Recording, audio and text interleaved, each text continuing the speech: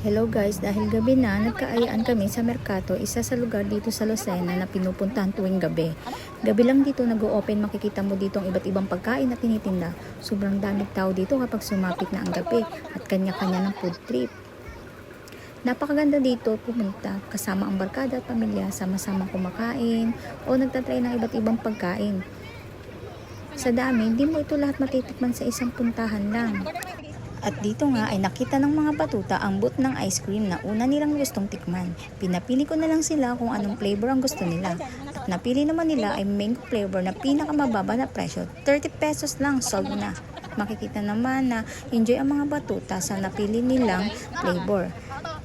At dito nga guys, biniro ko sila na kung anong lasa na kanilang piniling flavor.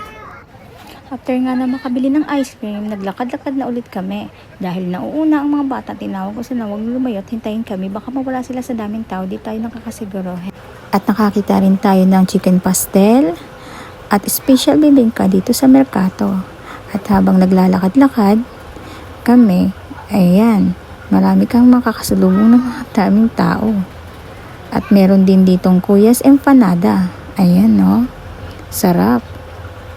Sa dami mong makikitang pagkain, hindi mo na alam kung anong pipiliin mo. Kaya yan, hirap-hirap mo yung desisyon.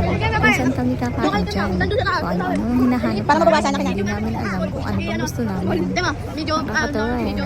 Ayan, yung tatlo, okay sila sobrang sa ice cream. At may nadaanan din kami ditong kainan, Quatogs. Mukhang masarap dito kasi maraming kumakain. Madadaanan mo rin dito ang mga pagkaing seafoods. Wow, masasarap. Grabe guys.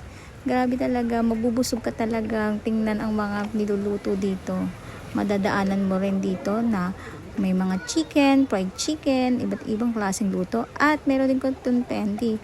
At ito lang nga, at may nakita kaming panda. Napakaganda.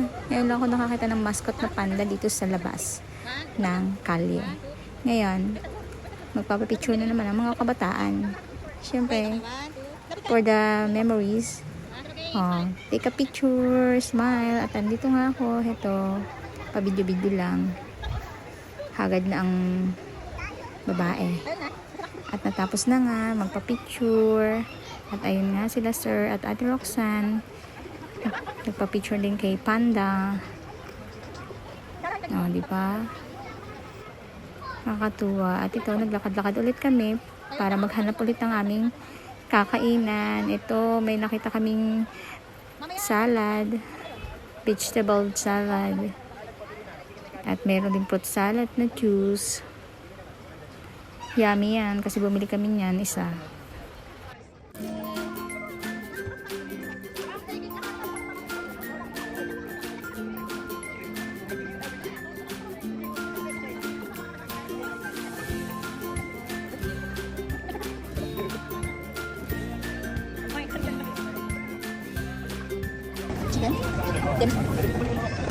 Ito natin to.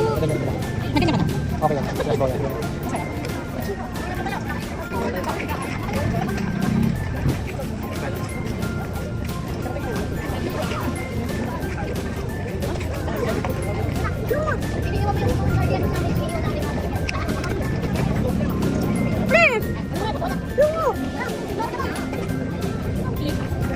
Shawarma, shawarma, shawarma.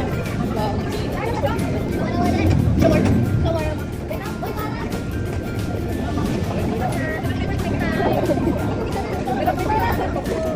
Masa si Charan? May tumasanahan yung mga bata.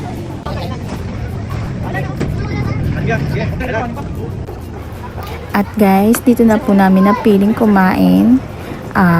Pork sinigang, ang aming ulam at kare-kare. At siyempre, enjoy lang kami sa pagkain. Kain-kain lang at picture-picture. Ayan. At pagkatapos ng kumain, bumili kami ng fruit shake na ang flavor na napili namin ay melon. Grabe na ang fruit shake nila. At ayan nga, naibigay na sa amin yung aming order. At tinikman lang po yan ng Ate Chara at ibinigay na sa akin at ako na ang umubos dahil ayaw na niya. Nasa akin na. At hanggang dito na lang guys. Maraming salamat sa panonood. Bye bye!